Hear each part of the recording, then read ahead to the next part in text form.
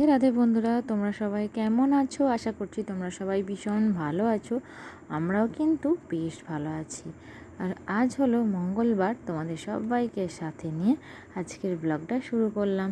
সাথে থেকো, আশা করছি আজকের ব্লগটাও তোমাদের বেশ ভালো লাগবে। তো দেখো বন্ধুরা, সকালবেলায় কিন্তু বেশ রোদ ঝলমলে আকাশ, আর দূরের আকাশটা না কেমন যেন শীতকালের মতো কুয়াশার মতো চারিদিকে গাছপালা বাড়িঘরগুলো ঢেকে আছে। তো যাই হোক, মানে সূর্যদেবকে দেখে আজ কিন্তু সকাল সকালে আমি কাচাকুচি সেরে নিয়েছি। তো পরশুদিন যে বেড়াতে গিয়েছিলাম, যেসব জামা কাপড়গুলো আমরা পরে গিয়েছিলাম, তো কালকে সেরকম রোদ হয়নি বলে না এগুলো আর কাচিনি। কেননা যেগুলো তোলা জামা কাপড় আলমারিতে ভরে রাখবো, সেগুলো যদি ভালো করে রোদ না পায় না, কেমন একটা গন্ধ ছাড়ে, আর স্যাঁতস্যাঁতে পারা ভাব যেন থেকেই যায়। তো সেই জন্যই আর কি ফোনে নেটওয়ার্কটা মানে ভালো করে ওয়েদারটা চেক করে নিলাম। চেক করে নিয়ে কাচাকুচি সেরে একদম চলে এসেছি ছাদে। তো ছাদে এসে সব কিছু মেলে দিয়ে যাচ্ছি।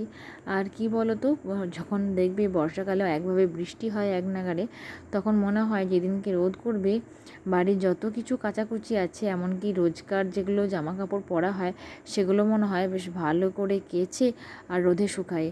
কেননা বৃষ্টি হলে রোদ না পেলে না জামা কাপড় যতই কাচা হোক, কেমন যেন একটা সেই স্যাঁতস্যাঁতে ভাব থেকেই যায়। তো ভালো লাগে না, বিশেষ করে বিছানা। তো বৃষ্টি হলেই না মনে হয় বিছানাগুলো সব রোদে দিই, মানে বেডশিট চেঞ্জ করি, বালিশগুলো সব রোদে দিই। তো আমি কি করেছি আজকে, যখন দেখলাম যে খুব ভালো রোদ উঠেছে, বেডশিটটা চেঞ্জ করে নিয়েছিলাম। এবং কি বলো তো, ওই বিছানার নিচে যে কাঁথাটা আছে না, সেটা রোদে দিয়েছিলাম। তার কারণ হচ্ছে আমার ছেলে কালকে সকালের দিকে না কাঁথাটার মধ্যে হিসু করে দিয়েছিল, তো ভিজে গিয়েছিল। কিন্তু কালকে একদম ভালো রোদ রোদ ওঠেনি বললেই চলে, তো সেই জন্য কালকে আর রোদে দেওয়া হয়নি। তো আজকে রোদ উঠতেই ওপরে ছাদে দিয়ে এসেছি। তো যাই হোক, এরপর দেখো একে একে ঘর বাড়িগুলো সব ঝাড় দিয়ে নিচ্ছি। তার কারণ হচ্ছে আমার ছেলে এখন ঘুমাচ্ছে, আর ছেলে ঘুমাচ্ছে মানেই আমার কাজ। আর আমার মনে হয় ছেলে যদি সকালে ওই 8টা-9টা পর্যন্ত ঘুমোতো, তাহলে হয়তো আমার সব কাজ শেষ হয়ে যেত এবং কোনো চিন্তাই থাকতো না। কিন্তু সেটা তো আর হওয়ার নয়। তো ছেলে মোটামুটি ওই 6টা 10-15 দিকে উঠে পড়লো। মানে এই ঝাঁটপাটটা দিয়েছি, ঝাঁটপাটটা দিয়ে মোছামুছি করতে যাবো, তখন উঠে পড়লো। আর সেই যে উঠবে আবার ঘুমোবে সেই দুপুরে, তো ততক্ষণ তো আমাকে এবং বাড়ির সবাইকে একদম নাজেহাল অবস্থা করে দেবে। তো যাই হোক, ঘড়ি ব্যাটারিটা কালকে শেষ হয়ে গিয়েছিল। তো তোমাদের দাদাভাইকে আনতে বলেছিলাম দুটো, কেননা এক্সট্রা একটা এনে রাখা ভালো। তো ভালো করে পরিষ্কার করে মুছে দেবো। যদিও পেপার দিয়ে ঢাকা থাকে, তাও না কেমন যেন একটা ধুলো মতো লাগছে। তো ভালো করে পরিষ্কার করে এপিঠ ওপিঠ দুপিঠ মুছে নেব, তারপর ব্যাটারিটা চেঞ্জ করব। তো কী বলো তো, আমাদের বেশিরভাগ মায়েদেরই কিন্তু ঘড়ির সময় দেখে কাজ করা। তার কারণ হচ্ছে ছেলেদেরকে টাইমে টাইমে খাওয়ানো, আর সবচেয়ে বড় কথা হচ্ছে এই টাইমের মধ্যে যদি এই কাজটা শেষ করতে পারি, তাহলে বেশ ভালো হয়। তো ঘড়ি তো ঘোড়া হয়ে বসে আছে। এখন ঘড়িতে বাজছে 10টা, কিন্তু 10টা তো এখন বাজেনি, এখন বাজছে ওই মোটামুটি 7:30টার মতো। তো যাই হোক, ব্যাটারিটা পরিয়ে তারপর টাইমটা ঠিক করে নেব, ঠিক করে নিয়ে তারপর আবার দেয়ালে লাগিয়ে দেবো।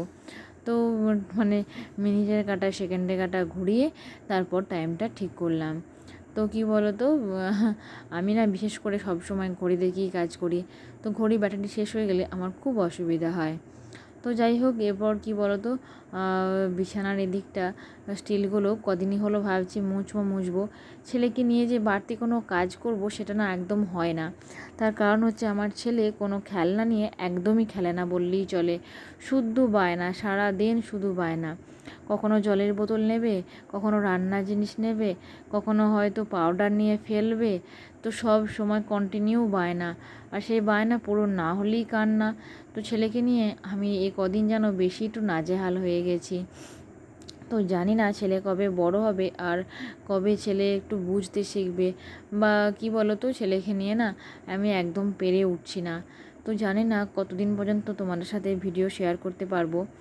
তো যাই হোক, হ্যাঁ, তোমাদের দাদাভাই কালকে বাজার গিয়েছিল, ওখান থেকে এই টাটকা বেগুনগুলো নিয়ে এসেছিলো।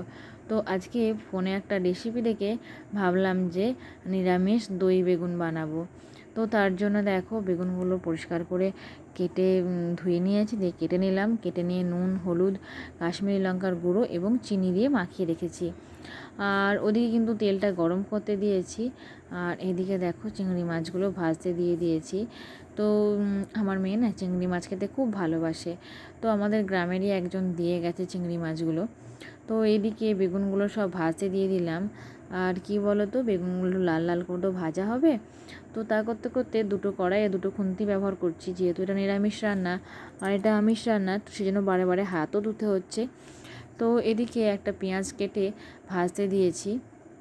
তো এটা একটু কারির মতো বানাবো আর কি। একটা কাঁচা লঙ্কা ফেলে দিয়েছি আর একটু পেঁয়াজটা ভেজে নিচ্ছি হালকা করে। আর এদিকে দেখো বাকি যে বেগুনগুলো ছিল সেগুলো ভাজতে দিয়ে দিলাম। তারপর শুকনো লঙ্কা আর গোটা জিরে ফোড়ন দিয়ে দিয়েছি, গোটা জিরে নয় সরি, কালো জিরে ফোড়ন দিয়ে দিয়েছি। ফোড়ন দিয়ে আদা আর কাজু বাটাটা এর মধ্যে দিয়ে দিলাম। আর কাজুটা না অনেক আগে 10 মিনিট আগে ভিজিয়ে রেখেছিলাম। তো একটা শুকনো লঙ্কা, কাজু আর আদা বাটাটা প্রথমে দিয়ে একটু ভালো করে কষিয়ে নিলাম। তারপর ফেটিয়ে রাখা টক দই, চিনি, নুন আর ওর মধ্যে ছিল একটু জিরে গুঁড়ো। তো এগুলো সব একসাথে মিক্সড করে নিলাম। তো এটা থেকে হালকা ভাজা ভাজা হওয়ার পর তেলটা যে যখন ছেড়ে আসবে, তো এটা কি বলো তো, এর মধ্যে কিন্তু আমি 3-4টে কাঁচা লঙ্কা ফেলে দিয়েছি। তাহলে কি বলো তো, রান্নাটার মধ্যে আরও টেস্ট আসবে। তো এদিকে একটা পাত্রের মধ্যে কিন্তু আমি জল গরম করতে দিয়েছি। কি বলো তো, কষানো রান্নার ওপর যদি গরম জল দেওয়া হয় সেটা না টেস্টটা বজায় থাকে তো ঠান্ডা জলের থেকে। তো সেই জন্য ভালো করে বারে বারে নাড়াচাড়া করে করে কষিয়ে নিচ্ছি। তো দেখো ওর মধ্যে থেকে কিন্তু তেলটা বেরিয়ে এসছে।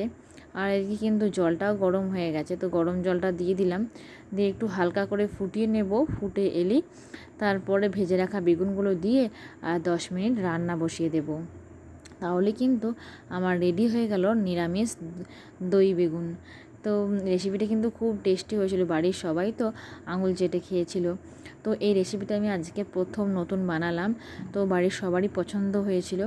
কি বলো তো, ছেলেকে নিয়ে তাড়াহুড়োর মধ্যে না রান্না করার মন থাকলেও উপায় থাকে না। তো এটা রান্না করতে করতেও ছেলে ঘুম থেকে উঠে পড়েছিল। তো কি উপায়, ওই ছেলেকে ঘুম পাড়িয়ে আবার রান্না বসালাম। তো এদিকে দেখো আমার যে মানি প্ল্যান্ট গাছগুলো ছিল, গাছগুলো কত সুন্দর বড় হয়ে গেছে আর দেখতেও কিন্তু খুব সুন্দর লাগছে। তো কাচাকুচি তো অনেক হয়েছিল আজকে, এরপর সব গোছানোর পালা। তো বেডশিটটা তো কালকেই তুলে রেখেছিলাম, তো সেই জন্য আর কি সকালবেলায় কেচে নেওয়া হয়েছিল, কেননা সকালে ছেলে ঘুম থেকে উঠলে বিছানা গুছিয়ে বেডশিট তুলতে গোছাতে অনেকটা সময় লেগে যেত। সেই জন্য বিকালেই না বেডশিটটা তুলে রেখেছিলাম। তো এদিকে আমার ছেলে দুষ্টুমি করে কালকে বিছানায় হিসি করে দিয়েছিল, সেজন্য বড় বড় কাঁথাগুলো না ভিজে গিয়েছিল। আর এই বর্ষাকালে মোটা মোটা কাঁথা একদম শুকাতে চায় না। তো সেই জন্য কী বলো তো, 2 দিন লেগে যায়, ভালো করে রোদ হলে শুকিয়ে যায়, না হলে তো 2 দিন লেগে যায়। তো সকালবেলা যেহেতু কেচে মেলে দিয়েছিলাম, সেই জন্য সব কিছু শুকিয়ে গিয়েছিল। এরপর শুধু ভাঁজ করে রাখার পালা। আর কি বলো তো, একদিনের জন্য কোথাও বেড়াতে গেলে জামা কাপড় এত হয়। তো আমার ছেলেরই তো মোটামুটি 3-4টে জামা হয়ে গিয়েছিল, কেননা বারে বারে ওকে চেঞ্জ করাচ্ছিলাম। তো সেই জন্য আমার ছেলেরই 3-4টে জামা ছিল। তো যাই হোক, এখন দেখো ভালো করে চুড়িদারটা ভাঁজ করে নিচ্ছি।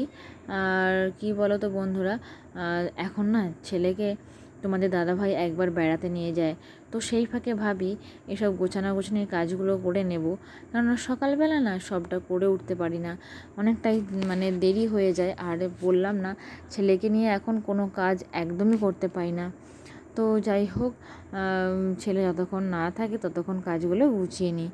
তো এদিকে দেখো কি বলো তো, এখন ছেলেকে নিয়ে বাইরে গেলে চিন্তা হয় যে ছেলে দুষ্টুমি করবে নাকি, কিন্তু আমার ছেলে না বাইরে গেলে একদমই দুষ্টুমি করে না। ঘরে যেটা করে বাইরে গেলে ঠিক তার উল্টোটা। তো এক এক সময় তো মনে হয় ছেলেকে নিয়ে প্রত্যেক দিনই বাইরে চলে যাই বেড়াতে, তো আমারও ভালো লাগবে আর ছেলেরও ভালো লাগবে। তো আবার না কোথাও যাওয়ার প্ল্যান করছি, তো খুব শীঘ্রই তোমাদের জানাবো, যত তাড়াতাড়ি সম্ভব। তো যাই হোক, জানি না কবে যাওয়া হবে। তো এখনও পর্যন্ত কিন্তু ট্রেনের টিকিট কাটা হয়নি, ট্রেনের টিকিটটা কাটা হলে তোমাদের কনফার্ম জানাবো যে কবে যাচ্ছি এবং কোথায় যাচ্ছি। তো কি বলো তো বন্ধুরা, এক জায়গা থেকে বেরিয়ে এলে না মনে হয় আবার কোথাও গেলে বেশ হয়। তো বাড়ির সবাই মিলে একসঙ্গে ঘুরতে গেলে তো অবশ্যই মজা হয় একা একা বেড়ানোর থেকে। আর আমার বোন ভগিনীপদ ওরা না বেড়াতে খুব ভালোবাসে, বিশেষ করে আমার ভগ্নিপদ। তো তো মানে বছরে মোটামুটি 3 থেকে 4 বার বেড়াতে যায়।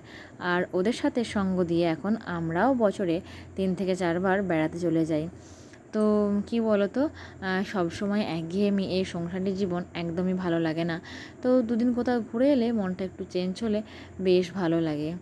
তো যাই হোক, আমাদের গৃহিণীদের তো এই সংসারে সারা জীবনই থাকতে হবে। আর এই সংসারের কাজকর্ম তো মানে ঘুরিয়ে ফিরিয়ে একই রকম, শুধু রান্নাগুলোই যা প্রতিদিন আলাদা করতে হয়। তো এদিকে জামা কাপড়গুলো গুছিয়ে আলমারির মধ্যে রেখে দিলাম, যেগুলো রাখবো। আর বাদ বাকিগুলো ছেলের বিছানায় গুছিয়ে রাখলাম বাস্কেটটার মধ্যে। তো কি বলো তো, বাস্কেটটাও অগোছালো হয়ে গিয়েছিল, বারে বারে নিতে নিতে না বারে বারে দেখবে যখনই নেওয়া হয় তখনই বেশ অগোছালো মতো হয়ে যায়।